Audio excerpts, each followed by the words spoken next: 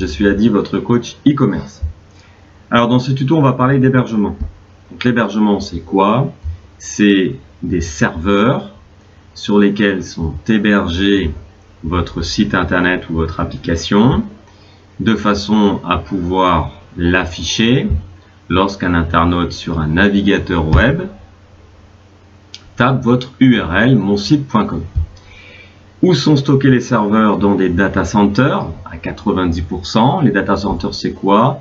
Ce sont des grands entrepôts qui sont climatisés avec des tonnes de serveurs à l'intérieur. Et puis lorsqu'une personne va taper sur internet votre site, le réseau va chercher où se trouve l'adresse IP de l'hébergeur pour arriver dans le data center dans lequel est hébergé votre site. Voilà, ça c'est pour le petit cours très simple. Maintenant, quel hébergeur choisir? Alors, bon, il y a des hébergeurs qui sont très connus en low cost, qui sont one-on-one et OVH. Mais ils ne sont pas que du low cost. Ils proposent aussi des solutions qui sont performantes. Ils vous proposent des serveurs dédiés. Ils vous proposent du VPS avec de l'infogérance. Donc, ce n'est pas que du low cost. Ils font aussi des choses très bien en termes de haute performance.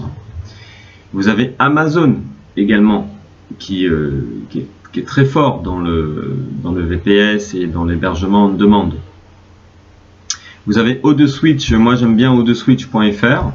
Et puis vous avez LWS également, qui est très performant pour tout ce qui est VPS, hébergement également et serveur dédié. Alors la différence entre tout cela, c'est que plus les entreprises sont grosses, plus le service client est long dans la réponse des tickets ou des problématiques que vous pouvez avoir.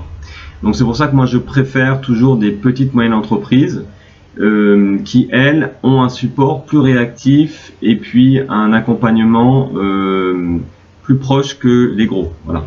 Mais clairement les tous se valent, ils sont très performants aussi.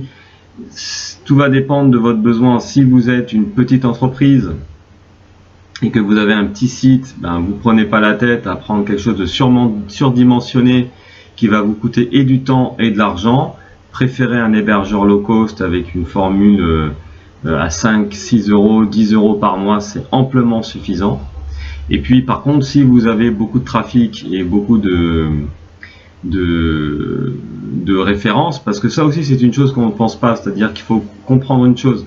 Quand vous avez une base de données avec 300 000, 100 000 références, vous allez avoir besoin derrière quand même d'un minimum de performance, parce que sinon ça va ralentir le site. Donc là il faut préférer du VPS. Le VPS c'est aujourd'hui une alternative au serveur dédié.